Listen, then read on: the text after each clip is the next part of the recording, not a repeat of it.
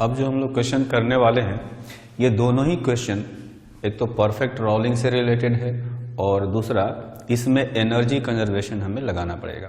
तो ये जो पहला क्वेश्चन है इसमें एक हेमीस्फेरिकल बॉल दिया गया है और बॉल के टॉप मोस्ट पॉइंट से यहाँ से एक डिस्क को रिलीज किया गया है। जब ये लोअर मोस्ट पॉइंट पर यहाँ पर आएगा तो हमें बताना है कि ये बॉल इस डिस्क पर कितना नॉर्मल फोर्स लगा रहा होगा। ठीक, तो शुरू करते हैं यहाँ से। जैसे कहा गया है इसमें कि ये जो डिस्क है ये बिना स्लिप किए हुए रोल कर रहा है। एक बार क्वेश्चन को पढ़ता हूं मैं। Uniform disc is released from rest from top of hemispherical ball so that it rolls without slipping. Find normal force exerted by ball on disc when it comes at lowest point. तो यहां पर इसकी velocity जो है वो 0 है। यहां पर इसकी वेलोसिटी मान लेता हूं मैं कि v है और ये एंगुलर वेलोसिटी ओमेगा से रोटेट भी कर रहा होगा। ठीक, अगर इस बॉल का रेडियस है कैपिटल R, इस डिस्क का रेडियस है स्मॉल r, तो ये जो डिस्क है ये एक्चुअली में r minus small r radius के सर्किल में घूम रहा होगा, है ना। जो डिस्क है, डिस्क का सेंटर जो है ये r माइनस r रेडियस के सर्किल में घूमेगा, है ना। तो यहां पर जब ये आएगा तो इसकी काइनेटिक एनर्जी कितनी होगी। चूंकि ये परफेक्ट रोलिंग कर रहा है तो इसके पास दो तरह की काइनेटिक एनर्जी आएगी, एक तो ट्रांसलेशनल काइनेटिक एनर्जी और दूसरा जो है रोटेशनल काइनेटिक एनर्जी। ठीक, जब यहां पर था तो इसके पास केवल पोटेंशियल एनर्जी थी। अगर रिफरेंस लाइन यहां पर ले लिया जाए, है ना, तो ये r माइनस r हाइट पर था इसका सेंटर, तो यहां पर इसके पास पोटेंशियल एनर्जी थी mg r माइनस r, है ना। इसका सेंटर यहां पर है तो यहां से r माइनस r हाइट पर इसका सेंटर ऑफ मास था इनिशियली। तो इनिशियल पोटेंशियल एनर्जी था, काइनेटिक एनर्जी नहीं था। जब यहां आएगा तो केवल काइनेटिक एनर्जी इसके पास बचा होगा, हाफ mv²। डिस्क का मोमेंट ऑफ इनर्शिया होता है इसके सेंटर ऑफ मास के अबाउट, ये होता है mr²/2। ठीक, और ओमेगा जो है, ओमेगा को v/r लिखा जा सकता है परफेक्ट रोलिंग के केस में।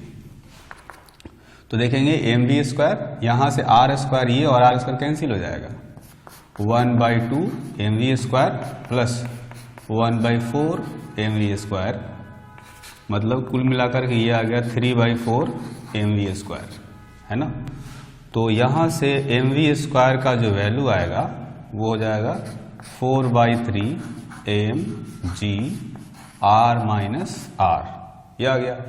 अब ये जो पॉइंट है, इस पॉइंट पर इस डिस्क का फ्री बॉडी डायग्राम बनाए तो ऊपर एक नॉर्मल फोर्स लगेगा, नीचे उसका वेट आएगा और इधर उसका सेंट्रीपेटल एक्सेलरेशन आएगा v² radius of circle r minus r। जिस सर्किल का रेडियस में घूम रहा है वो वाला रेडियस लेना है यहाँ पर, v² radius r minus r। तो यहाँ पर इक्वेशन ऑफ मोशन लिखेंगे, एक्सेलरेशन ऊपर है तो एक्सेलरेशन की तरफ फोर्स को पॉजिटिव लिखेंगे और अपोजिट डायरेक्शन में जो फोर्स है उसको निगेटिव लिखेंगे, is equal to mass into acceleration, है ना, ये आएगा।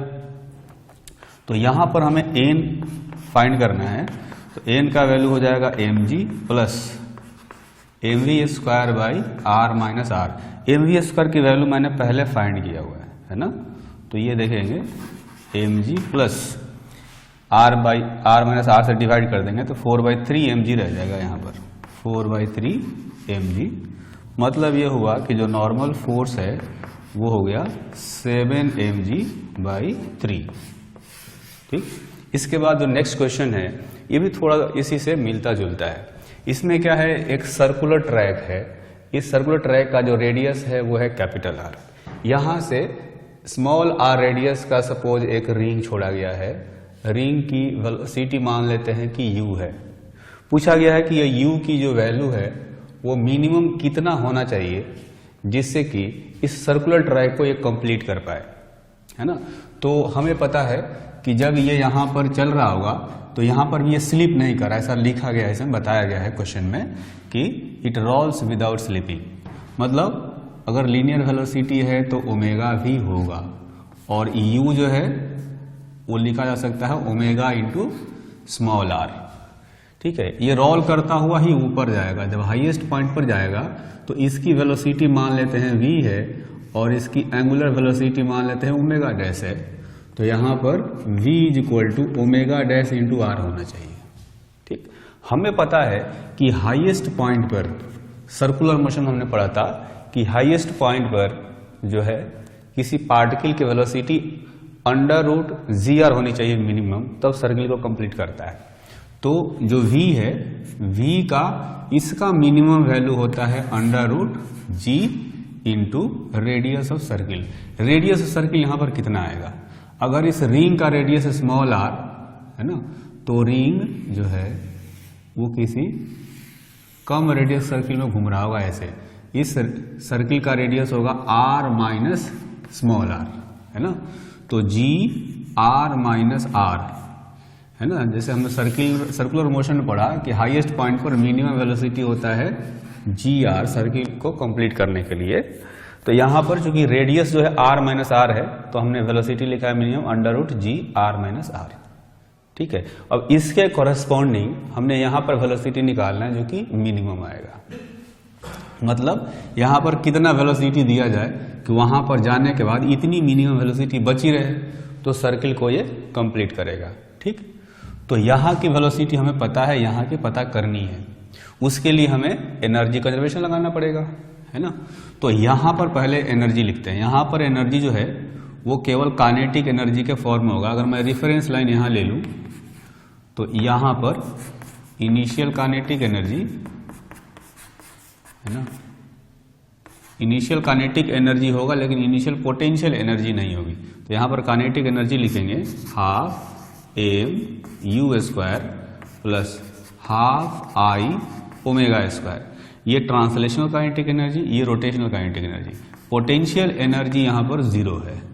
जब हाईएस्ट पॉइंट पर जाएगा तो काइनेटिक एनर्जी आएगा half M V square plus half I omega dash square. वहां पर एंगुलर वेलोसिटी ओमेगा डैश हो गया है ना। पोटेंशियल एनर्जी वहां पर कितना हो जाएगा देखेंगे। अगर यहां पर जो है चूंकि ये r माइनस आर रेडियस के सर्किल में घूम रहा है, तो जब यहां से ऊपर जाएगा तो कितना हाइट ऊपर गया ये 2 into radius of circle. Radius of circle है यहां पर capital R minus small r। तो इसकी पोटेंशियल एनर्जी बढ़ी होगी M G into R minus R into 2। Actually में लिखना चाहिए M G into 2 into radius, है ना। तो इतने वैल्यू आएगा। तो इतना से पोटेंशियल एनर्जी वहां पर जाने पर इसकी बढ़ जाएगी। अब देखेंगे कि परफेक्ट रोलिंग में u is equal to omega R होता है। तो मैं यहां पर लिखूंगा half M U square. Moment of inertia ring का होता है एम आर स्क्वायर। ओमेगा की जगह पर लिख सकते हैं u बाई आर, है ना। उसी तरह से यहां भी half M V square plus half moment of inertia लिखेंगे M R square. Omega dash को लिखा जा सकता है v by R, v by R का whole square plus 2mg into R minus R, ये हो जाएगा, है ना। तो यहां पर अगर हम लोग ऐसा करें कि ये वाली वैल्यू अब देखेंगे यहां से आर स्क्वायर, यहां से आर स्क्वायर कैंसिल हो जाएगा। तो ये आ जाएगा कुल मिलाकर के एम यू स्क्वायर, इधर आ जाएगा ये M V square plus 2m G R minus R. ठीक, v का वैल्यू हमें पहले से पता है इतना है ना। वहां पर हाईएस्ट पॉइंट पर मिनिमम वेलोसिटी इतना होता है। तो यहां पर v का वैल्यू रख देंगे तो ये हो जाएगा g R minus R plus 2mg R minus R, है ना। तो एम यू स्क्वायर जो आएगा यहां पर M U square is equal to 3mg R minus R. इसमें से ये वाला m और ये वाला m कैंसिल कर देंगे तो u का जो वैल्यू आया ये हो गया under root 3g R minus R, है ना। मतलब कम से कम यहाँ पर इतनी वेलोसिटी देना पड़ेगा, तब जाकर के हाईएस्ट पॉइंट पर सर्किल को नहीं छोड़ेगा। यहाँ नहीं छोड़ेगा तो और कहीं भी नहीं छोड़ेगा, सर्कुलर मोशन को ये कंप्लीट करेगा। अब नेक्स्ट क्वेश्चन करते हैं।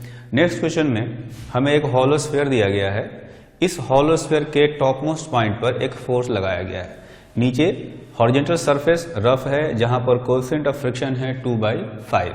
हमें बताना है कि इस एफ का मैक्सिमम वैल्यू क्या हो सकता है जिससे कि ये परफेक्ट रोलिंग करता रहे, मतलब ऐसा रोलिंग जिसमें स्लिपिंग नहीं हो। ठीक, तो परफेक्ट रोलिंग करने के लिए ये जो हॉलो स्फीयर है इस पर फ्रिक्शन जो है वो आगे की तरफ आना चाहिए, है ना।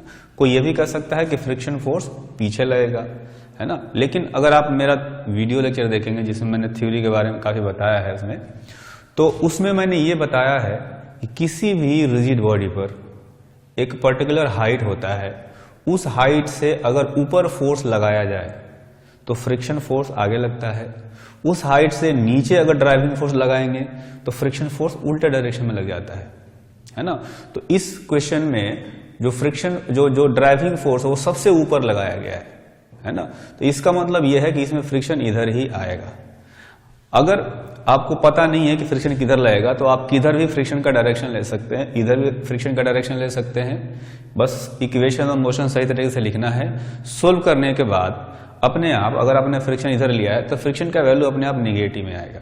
निगेटिव में आने का मतलब आपको डायरेक्शन रिवर्स करना पड़ेगा, मैग्नीट्यूड तब भी सही आएगा।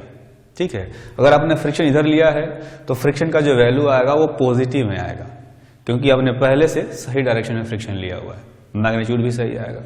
तो मैं इधर ही फ्रिक्शन लेकर के चल रहा हूं, है ना। तो आप मेरा वीडियो लेक्चर देख सकते हैं, उसमें मैंने काफी डिटेल में समझाया हुआ है, बल्कि एक रिजिड बॉडी लेकर के मैंने ये पता किया है कि किस हाइट पर जो है ये फ्रिक्शन का डायरेक्शन रिवर्स होता है। मतलब किस हाइट के ऊपर जाएंगे तो फ्रिक्शन फोर्स जो है वो आगे लगेगा और उस हाइट से नीचे आएंगे तो फ्रिक्शन फोर्स पीछे लगेगा। वो हाइट की वैल्यू मैंने वहां पर डिराइव करवाई हुई है। ठीक है, तो यहां पर मैं फ्रिक्शन का डायरेक्शन इधर लेता हूं तो ये परफेक्ट रोलिंग करेगा तो भी सेंटर ऑफ मास का जो एक्सेलरेशन है वो इधर आएगा और इसका जो एंगुलर एक्सेलरेशन है वो ऐसे आना चाहिए, क्लॉकवाइज डायरेक्शन। ठीक है, तब ये परफेक्ट रोलिंग करेगा। तो चूंकि एक्सेलरेशन इधर है तो मैं इसका इक्वेशन ऑफ मोशन लिखता हूं, एफ प्लस जो फ्रिक्शन फोर्स है एफ, मैं इसको लिख सकता हूं म्यू एन, है ना। और एन जो होगा एक्चुअली में इसका एम जी आएगा नीचे, ऊपर आएगा नॉर्मल। तो एन जो है वो एम जी के इक्वल है, तो मैं यहां पर लिख सकता हूं friction force mu M G. ठीक, तो ये एफ और ये म्यू एम जी दोनों एक्सेलरेशन की तरफ लगेंगे और उसके कारण से एक्सेलरेशन आ रहा है, is equal to mass into acceleration. Acceleration का डायरेक्शन में दोनों फोर्स है इसलिए दोनों को पॉजिटिव लिखा है, is equal to mass into acceleration. अब यहां पर एक डाउट आ सकता है कि मैंने यहां पर फ्रिक्शन फोर्स मैक्सिमम क्यों लिया है, लिमिटिंग क्यों लिया है, क्योंकि यहां पर पूछा गया है maximum value of force. Maximum का मतलब है कि उससे ज्यादा लगाएंगे तो स्लिप कर जाएगा, है ना। यानी इस वैल्यू पर ये जस्ट स्लिप करने वाला होगा और स्लिप करने वाला होगा तो लिमिटिंग फ्रिक्शन लग रहा होगा, है ना। तो इसीलिए मैंने यहां पर मैक्सिमम फ्रिक्शन फोर्स अप्लाई किया है। तो एक इक्वेशन तो ये हो गया। दूसरा इक्वेशन लिखेंगे ट्रांसलेशनल, मतलब ये ट्रांसलेशनल हो गया। दूसरा इक्वेशन लिखेंगे हम लोग रोटेशनल इक्वेशन ऑफ मोशन। जैसे देखेंगे कि इसका एंगुलर एक्सेलरेशन है क्लॉकवाइज डायरेक्शन में, तो क्लॉकवाइज डायरेक्शन में टॉर्क कौन लगाएगा, ये एफ। टॉर्क कैसे निकालेंगे, मैं इसको एक्सिस लेता हूं, तो ऐसा समझना है कि यहां पर एक किल ठोका हुआ है और ये फोर्स लगाएंगे, तो फोर्स लगाने से ये क्लॉकवाइज डायरेक्शन में घूमेगा। क्लॉकवाइज डायरेक्शन में घूमने का मतलब ये हुआ कि अल्फा के डायरेक्शन में उसका टॉर्क आएगा, तो टॉर्क की वैल्यू आएगी फोर्स इंटू, ये तो पहले से ही इस आर के परपेंडिकुलर है, फोर्स इंटू ये डिस्टेंस आर। ठीक, और ये जो फ्रिक्शन फोर्स है ये एक्चुअली में आप देखेंगे कि अगर यहां पर कील ठोका है, यहां फोर्स लगा रहे हैं तो एंटी क्लॉकवाइज घुमाएगा। ये जो फोर्स है फ्रिक्शन फोर्स वो अल्फा के उल्टा डायरेक्शन में घुमाएगा, या कह सकते हैं उल्टा डायरेक्शन में टॉर्क लगाएगा, इसलिए उसको माइनस लिखेंगे। फोर्स है म्यू एम जी और परपेंडिकुलर डिस्टेंस रेडियस के equal is equal to I into alpha, है ना। तो चूंकि ये होलो स्फीयर है तो इसकी मोमेंट ऑफ इनर्शिया इसको एक्सिस मानेंगे तो ले सकते हैं 2/3 mr², है ना। और चूंकि यहां पर परफेक्ट रोलिंग कर रहा है, मतलब बिना स्लिप किए रोलिंग कर रहा है, तो उस केस में a is equal to alpha R होता है। तो अल्फा के जगह पर मैं a/r लिख सकता हूं, है ना। तो देखेंगे यहां पर आएगा f minus mu M G is equal to 2/3 ma। यहां से r कैंसिल कर दिया, एक r यहां से भी कैंसिल हो जाएगा, ठीक है। तो ये आ गया दूसरा इक्वेशन। अब इसको और इसको हमें सोल्व करना है ना। तो इन दोनों को जब सोल्व करेंगे तो पहला काम मैं ये करता हूं कि इसमें जो है ऊपर वाले में से नीचे वाले को माइनस कर देता हूं। तो ये आएगा माइनस, ये होगा प्लस और ये आएगा माइनस। तो देखेंगे ये वाला f और ये वाला f कैंसिल हो जाएगा, ये कैंसिल, म्यू एम जी और म्यू एम जी ऐड हो गए, तो ये हो गया 2 mu M G is equal to M A में से 2/3 ma जो है माइनस हो जाएगा, तो बचेगा 1/3 यानी ma/3। तो यहां से m और m कैंसिल करेंगे, a का जो वैल्यू आएगा ये आएगा 6 म्यू जी, है ना। अगर एक्सेलरेशन 6 म्यू जी है तो f की वैल्यू कितनी होगी, f की वैल्यू निकाल सकते हैं a की वैल्यू रख करके किसी भी इक्वेशन में से, f plus mu M G is equal to M A, है ना, mass into acceleration 6 mu G, ठीक है। तो यहां से f देख सकते हैं 6 म्यू एम जी में से म्यू एम जी माइनस हो जाएगा, तो f का वैल्यू आएगा 5 म्यू एम जी, है ना। तो 5 म्यू का वैल्यू यहां पर दिया गया है 2/5 क्वेश्चन में, मास है 1 और g का वैल्यू ले लेते हैं 10, तो कुल मिलाकर के ये 20 न्यूटन आ गया, है ना। तो ये जो F आया है ये एक्चुअली में मैक्सिमम फोर्स है जब तक ये परफेक्ट रोलिंग करेगा। इससे कम रखेंगे तो परफेक्ट रोलिंग करता रहेगा, इससे ज्यादा रखेंगे तो ये स्लिप हो जाएगा, परफेक्ट रोलिंग नहीं करेगा फिर, ठीक। इसके बाद नेक्स्ट क्वेश्चन है। नेक्स्ट क्वेश्चन में एक सॉलिड स्फीयर है जिसका रेडियस है r, है ना। इसका जो सेंटर है, सेंटर से देखेंगे h हाइट पर, ये h हाइट है, h हाइट पर एक इंपल्स लगाएगा। इंपल्स का मतलब कोई लार्ज फोर्स अप्लाई किया गया होगा बहुत ही स्मॉल ड्यूरेशन के लिए। तो ये जो इंपल्स होता है एक्चुअली में होता है F इंटू डेल्टा टी, है ना। तो हमें F डेल्टा टी का वैल्यू दिया गया है, इसमें I दिया गया है। F डेल्टा, ना F बताया गया ना डेल्टा बताया गया, इसमें I बताया गया है ना। तो I इंपल्स यहां पर लगा है सेंटर से H हाइट, H का वैल्यू है 4r/5, है ना, इतना हाइट पर लगाया गया। तो हमें बताना है if mass of solid sphere is m and impulse applied is I, है ना, मास m है, इंपल्स I है, then find angular velocity and velocity of centre of mass after impulse, ठीक है। तो इंपल्स लगने के बाद इनका वेलोसिटी और एंगुलर वेलोसिटी बताना है। तो पहले क्या करेंगे, इंपल्स मोमेंटम इक्वेशन लिखते हैं। इंपल्स मोमेंटम इक्वेशन क्या होता है, I is equal to F delta T is equal to delta P, यानी final momentum minus initial momentum. Initially ये जो सिस्टम है ये रेस्ट पर है, ठीक है, इनिशियली ये सिस्टम रेस्ट पर है, ये स्मूथ सरफेस है, ये ध्यान रखना है। तो इनिशियली रेस्ट पर है तो vi0 हो गया, है ना। तो v फाइनल कैसे निकालेंगे, v फाइनल आएगा, इधर है I is equal to M V, तो फाइनल वेलोसिटी इसकी आ गई I/m। एक्चुअली में यही सेंटर ऑफ मास की वेलोसिटी आएगी, सेंटर ऑफ मास की वेलोसिटी आ गई। अब जैसे ये इंपल्स मोमेंटम इक्वेशन होता है वैसे ही रोटेशन में एंगुलर इंपल्स मोमेंटम इक्वेशन होता है। वो क्या होता है, वो लिखते हैं tau delta T is equal to delta L. जैसे F delta T is equal to delta P होता है ट्रांसलेशनल मोशन में, रोटेशनल मोशन में फोर्स के जगह पर टॉर्क, टाइम के जगह पर टाइम, और चेंज इन लीनियर मोमेंटम के जगह पर चेंज इन एंगुलर मोमेंटम आ जाएगा, है ना।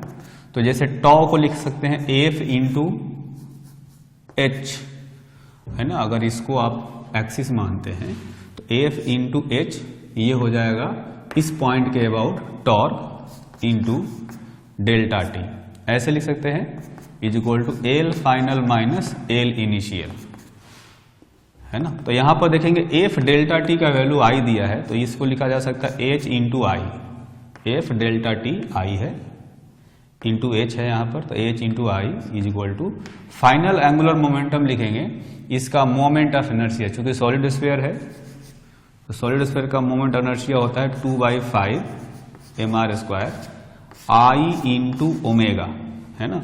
Moment of inertia into omega angular velocity, ये एंगुलर मोमेंटम होता है। इनिशियल एंगुलर मोमेंटम 0 था क्योंकि ये सिस्टम रेस्ट पर था, है ना। तो यहां से देखेंगे कि ओमेगा की जो वैल्यू आएगी वो हम लोग फाइंड कर सकते हैं, तो ये आ जाएगा 5hi divided by 2mr²। H की वैल्यू जो है 4r/5 दिया था, तो मैं ये रख देता हूं 4r/5 into I divided by 2mr²। तो ये 5 और 5 कैंसिल हो गया, एक r भी कैंसिल हो गया, है ना। तो ये आ जाएगा 2i डिवाइडेड बाई mr, है ना। तो यहां से एंगुलर वेलोसिटी भी आ गया, ये आया एंगुलर वेलोसिटी, ये आया सेंटर ऑफ मास का वेलोसिटी। फिर ये तो हो गया पहला पार्ट। फिर दूसरे पार्ट में पूछा गया है minimum time when point B will touch the ground. देखेंगे इसका जो हाईएस्ट पॉइंट है इसको बी बताया गया है, तो कितने देर में ये ग्राउंड को टच करेगा। तो आप देख सकते हैं कि इसको ग्राउंड में टच करने के लिए जो स्फीयर है उसको आधा रिवॉल्यूशन कंप्लीट करना पड़ेगा, है ना। तो आधे रिवॉल्यूशन कंप्लीट करने में जो समय लेगा, कह सकते हैं कि उतने ही समय में भी जो है घूम करके नीचे ग्राउंड पर टच करेगा, है ना। तो जैसा कि हम लोग जानते हैं theta is equal to omega into delta T होता है। Angular displacement is equal to angular velocity into time. जैसे ट्रांसलेशनल मोशन में S is equal to V T लिखते हैं, रोटेशनल मोशन में या सर्कुलर मोशन में angular displacement is equal to angular velocity into time, theta is equal to omega delta T. तो आधा revolution complete करना है, आधे रिवॉल्यूशन में जो एंगुलर डिस्प्लेसमेंट होगा उसका होगा पाई, है ना। यहां से यहां उसको आना है तो पाई रोटेशन करना है उसको, है ना। ओमेगा की जो वैल्यू आई है वो आई है इतनी 2i/mr इंटू डेल्टा टी। तो यहां से डेल्टा टी का वैल्यू आ गया, ये हो गया πmr डिवाइडेड बाई 2i। इतने टाइम में आधा रिवॉल्यूशन कंप्लीट होगा, ठीक। फिर तीसरा पार्ट पूछा गया है find displacement of centre in that interval. इस जितने इंटरवल में बी नीचे आएगा उतने इंटरवल में सेंटर जो है वो कितना आगे बढ़ जाएगा, ये आगे कितना खिसक जाएगा, है ना। तो सेंटर ऑफ मास की वेलोसिटी तो हमें पता है और टाइम भी पता है, तो उसका डिस्प्लेसमेंट कैसे निकालेंगे। S is equal to V T वाला फॉर्मूला लगा लेते हैं, है ना। यहां पर वेलोसिटी जो है वो कांस्टेंट है, एंगुलर वेलोसिटी भी कांस्टेंट है ना। होगा क्या कि ये जो इंपल्स है बहुत ही स्मॉल ड्यूरेशन के लिए लगता है, एक बार झट से फोर्स लगाया उसके बाद उसको एंगुलर वेलोसिटी मिल गई, उसको लीनियर वेलोसिटी मिल गई। अब उसी एंगुलर वेलोसिटी और लीनियर वेलोसिटी से वो चलता रहेगा, है ना। और कोई फोर्स है नहीं, ग्राउंड में देखेंगे फ्रिक्शन भी नहीं है, तो ना उसका अब ओमेगा चेंज होने वाला है ना उसकी वेलोसिटी चेंज होने वाली है। इसीलिए ना हमने यहां पर एंगुलर एक्सेलरेशन यूज किया, ना यहां पर लीनियर एक्सेलरेशन यूज करेंगे, ठीक है। अगर एक्सेलरेशन होता तो यहां पर omega T plus half alpha T square use करते, यहां पर we T plus half A T square use करते हैं। चूंकि एक्सेलरेशन है नहीं, है ना, एक बार इंपल्स थोड़ी देर के लगा उसके बाद कोई फोर्स नहीं है, उसके बाद की बात कर रहे हैं हम लोग। इंपल्स लगा तो अचानक ये वेलोसिटी आ गई, ये ओमेगा आ गया, है ना। उसके बाद ये वेलोसिटी और ये ओमेगा आने के बाद कांस्टेंट वेलोसिटी से ये चल रहा है, तो ये डिस्प्लेसमेंट लिख सकते हैं। वीसीएम की वैल्यू आई है I/m और जो डेल्टा टी है वो ये है πmr डिवाइडेड बाई 2i। तो ये i और ये i गया, m और m गया, तो ये हो गया πr/2। यानी ये कह सकते हैं कि सरकमफेरेंस का 1/4 के बराबर इस सेंटर का डिस्प्लेसमेंट हुआ है। अब आते हैं अगले एग्जाम्पल पर। ये जो अगला एग्जाम्पल है इसमें एक क्यूबिकल शेप का ब्लॉक दिया गया है जिसका साइड लेंथ है a, है ना, ये साइड लेंथ है a, इनफैक्ट सारे साइड लेंथ a होंगे। Cubical block of side a moves on inclined plane with constant speed. ये कांस्टेंट स्पीड से मान लेते हैं कि v वेलोसिटी से या v स्पीड से इधर जा रहा है। Calculate the torque due to normal force and the perpendicular distance from centre at which it is acting. Actually में कहा जाए चूंकि ये कांस्टेंट वेलोसिटी से जा रहा है तो ये ब्लॉक जो है एक्चुअली में इक्विलिब्रियम में होगा, यानी कि नेट फोर्स इस पर 0 होना चाहिए, है ना। तो mg के जैसा कि हम जानते हैं 2 कंपोनेंट होते हैं, है ना। mg का एक कंपोनेंट इधर आएगा, यह आएगा mg साइन थीटा, एक कंपोनेंट आएगा इधर mg कॉस थीटा। अगर ये कांस्टेंट वेलोसिटी से जा रहा है तो फ्रिक्शन फोर्स भी जरूर लग रहा होगा और फ्रिक्शन फोर्स आएगा यहां से, है ना। ये जो फ्रिक्शन फोर्स है एक्चुअली में ये भी mg साइन थीटा के इक्वल होना चाहिए, तभी ये कांस्टेंट वेलोसिटी से जा रहा है। इधर इक्विलिब्रियम होगा, ये वाला फोर्स फ्रिक्शन फोर्स इक्वल होंगे तभी कांस्टेंट वेलोसिटी से जाएगा, है ना। अब एक नॉर्मल फोर्स यहां से लगता है। जनरली होता क्या है कि अगर ये जो है ये जो ब्लॉक है हॉरिजॉन्टल सरफेस पर रखा रहता है तो हम लोग ये मानते हैं कि जो नॉर्मल फोर्स है वो एक ही पॉइंट पर लग रहा है और बिल्कुल सेंटर से पास कर रहा है। लेकिन यहां पर वैसा नहीं होगा। यहां पर क्या होगा कि जो नॉर्मल फोर्स है वो यहां से सेंटर की तरफ नहीं लग करके बल्कि थोड़ा सा इधर खिसक करके लगना चाहिए। एक्चुअली में ये जो नॉर्मल फोर्स है वो कहीं इधर लगना चाहिए, यहां से, है ना। इस सेंटर से थोड़ा सा आगे खिसक गया होगा। ऐसा इसलिए कि जब आप इसके अबाउट टॉर्क निकालेंगे ना, सेंटर के अबाउट, तो सेंटर के अबाउट टॉर्क निकालेंगे तो mg का कोई टॉर्क आएगा नहीं। फिर 2 फोर्स बचते हैं, एक तो फ्रिक्शन फोर्स और एक नॉर्मल। चूंकि ये इक्विलिब्रियम में है, रोटेशनल इक्विलिब्रियम में है, तो फ्रिक्शन का टॉर्क और नॉर्मल का टॉर्क एक दूसरे को बैलेंस करना चाहिए, है ना, क्योंकि ये इक्विलिब्रियम में है। तो फ्रिक्शन का टॉर्क देखेंगे, अगर इसको एक्सिस मानेंगे तो फ्रिक्शन एंटी क्लॉकवाइज घुमाएगा। नॉर्मल अगर यहां से पास कराएंगे तो घुमाएगा नहीं, टॉर्क ही नहीं लगाएगा। तो फ्रिक्शन का फोर्स, फ्रिक्शन का जो टॉर्क है वो बैलेंस कैसे होगा? तो उसको बैलेंस करने के लिए नॉर्मल इधर खिसक जाएगा। अब नॉर्मल बैलेंस कर सकता है। नॉर्मल जो है ऐसे फोर्स इस तरह से क्लॉकवाइज डायरेक्शन में टॉर्क लगाएगा और फ्रिक्शन एंटी क्लॉकवाइज में, दोनों बैलेंस होकर के नेट टॉर्क 0 कर देंगे, जिससे कि ये रोटेशनल इक्विलिब्रियम में बना रहेगा, है ना। तो इसलिए जो नॉर्मल फोर्स है, ये नॉर्मल फोर्स का लाइन ऑफ एक्शन हो गया, ये सेंटर हो गया। इन दोनों के बीच का जो डिस्टेंस है, सेंटर और नॉर्मल का जो लाइन ऑफ एक्शन है, ये x है। इस x को यहां पर फाइंड करने के लिए कहा गया है ना। पूछा गया है परपेंडिकुलर डिस्टेंस फ्रॉम सेंटर, यहां से परपेंडिकुलर डिस्टेंस, है ना, कहां का, eight which it is acting, जिस लाइन पर ये लग रहा होगा उस लाइन का सेंटर से परपेंडिकुलर डिस्टेंस पूछा गया है x। ठीक, तो पहला काम तो हम लोग ये कर सकते हैं कि ये जो नॉर्मल फोर्स का मैग्नीट्यूड होगा वो आ जाएगा mg cos थीटा के इक्वल, क्योंकि ऐसे भी इक्विलिब्रियम में है ना, इस तरह से ये इक्विलिब्रियम में है। अब अगर इस नॉर्मल का टॉर्क निकालना, इसमें तो टॉर्क पूछा गया है, इस पॉइंट के अबाउट टॉर्क निकालेंगे तो कैसे निकलेगा, देख सकते हैं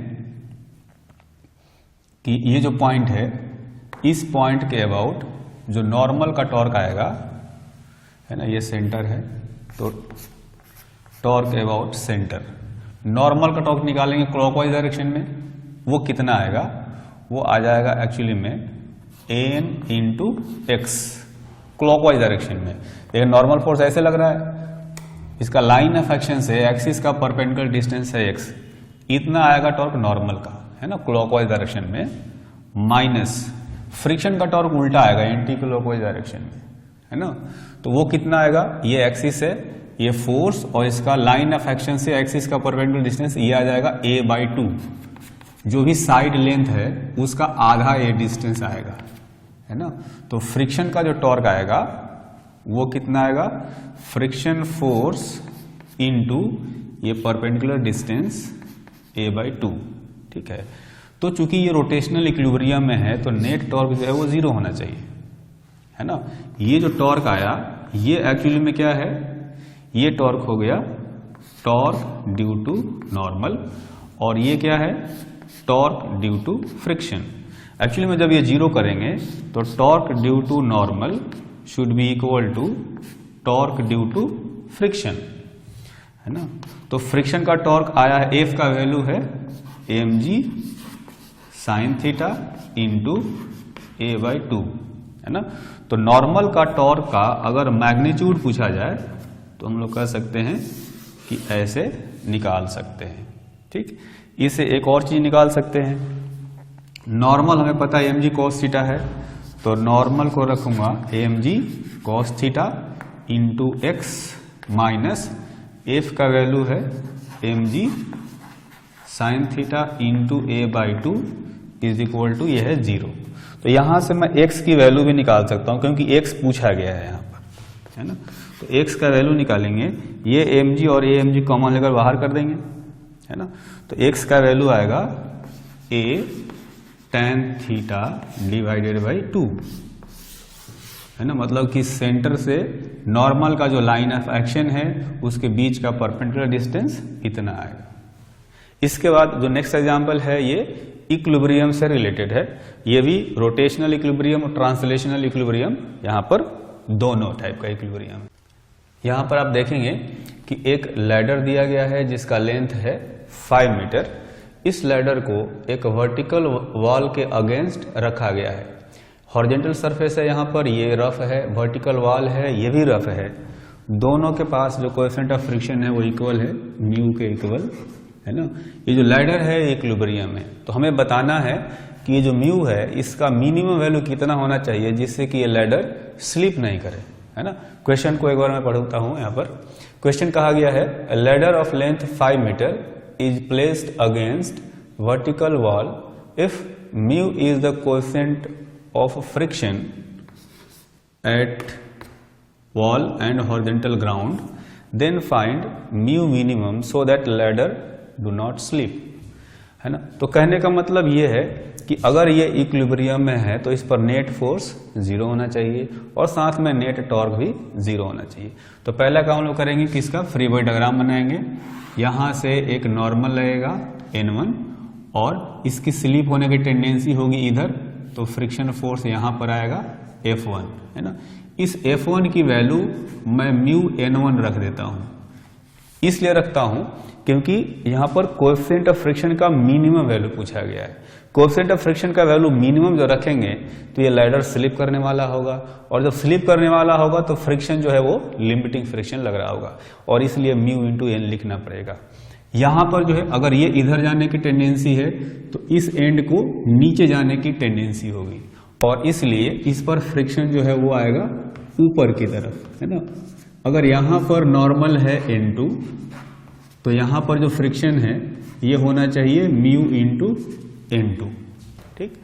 और जो रॉड का सेंटर है वहां से इसका खुद का वेट आएगा mg। अब ये सारे फोर्सेज हो गए, हम लोग इक्विलिब्रियम चेक करते हैं। तो हॉरिजॉन्टल इक्विलिब्रियम से कह सकते हैं कि ये फ्रिक्शन फोर्स और ये नॉर्मल इक्वल होना चाहिए, mu n1 is equal to n2, ये हो गया। फिर वर्टिकल इक्विलिब्रियम से वर्टिकल डायरेक्शन में देखेंगे कि ऊपर दो फोर्सेज लग रहे हैं n1 और म्यू n2, ये दोनों मिलकर के इस mg के इक्वल होना चाहिए। ये दूसरा इक्वेशन आया, है ना। और एक तीसरा इक्वेशन आएगा रोटेशनल इक्विलिब्रियम से। तो ये जो पॉइंट है इस पॉइंट को मैं मान लेता हूं पॉइंट O है, उसके अबाउट नेट टॉर्क 0 होना चाहिए, है ना। तो उसके अबाउट जब टॉर्क निकालेंगे तो इस फ्रिक्शन का और इस नॉर्मल का टॉर्क नहीं आएगा क्योंकि वो दोनों वहीं से पास कर रहे हैं, है ना। mg का टॉर्क आएगा mg इंटू 3/2, mg का लाइन ऑफ एक्शन और लाइन ऑफ एक्शन का एक्सिस से परपेंडिकुलर डिस्टेंस, है ना। ये चूंकि मिड पॉइंट है तो इसका बेस का ये मिड पॉइंट होगा। ये टोटल 3 मीटर दिया हुआ है तो 3/2 हो जाएगा, है ना। उसी तरह से mg का जैसे टॉर्क निकाला हमने वैसे ही नॉर्मल N2 का टॉर्क निकालेंगे। mg तो क्लॉकवाइज है, N2 जो है एंटी क्लॉकवाइज टॉर्क लगाएगा। जैसे समझे कि यहाँ पर कील ठोका हुआ है, ऐसे फोर्स लगाएंगे तो ये एंटी क्लॉकवाइज घुमाएगा। तो एंटी क्लॉकवाइज का मतलब कि मैं माइनस लूंगा, यहाँ पर क्लॉकवाइज को मैंने पॉजिटिव लिया है तो एंटी क्लॉकवाइज को निगेटिव लेंगे। N2 इंटू इसका लाइन ऑफ एक्शन से परपेंडिकुलर डिस्टेंस 4 मीटर के इक्वल होगा। फिर ये जो फ्रिक्शन फोर्स है वो भी एंटी क्लॉकवाइज घुमाएगा। ऐसे समझे यहाँ कील ठोका हुआ है, यहाँ से फोर्स लगाया तो रॉड एंटी क्लॉकवाइज घूमेगा, तो ये भी निगेटिव है। Mu N2 friction force into इसका जो लाइन ऑफ एक्शन है, इसका परपेंडिकुलर डिस्टेंस आ गया 3, है ना। और ये जो टॉर्क है ये एक्चुअली में 0 होना चाहिए, क्योंकि रोटेशनल इक्विलिब्रियम में लैडर है ना। तो यहां से मैं फाइंड कर सकता हूं 3mg/2 is equal to N2 into 4 + 3 mu. ये एक्चुअली में आ गया, यहां से N2 का वैल्यू निकाल सकते हैं 3mg/2 4 + 3 म्यू। ये एक्चुअली में थर्ड इक्वेशन आया, है ना। और इन दोनों को जब हम लोग सोल्व करेंगे तो यहां से N1 निकाल सकते हैं। जैसे ये वाला इक्वेशन है N1 प्लस म्यू, N2 की वैल्यू यहां से म्यू N1 रख सकते हैं, है ना, इज इक्वल टू mg।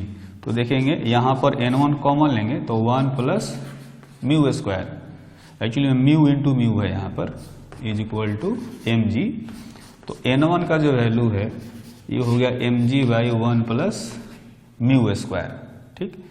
अब ये N1 और ये N2, ये पता है, इन दोनों की वैल्यू पहले वाले इक्वेशन में सब्स्टिट्यूट कर देते हैं।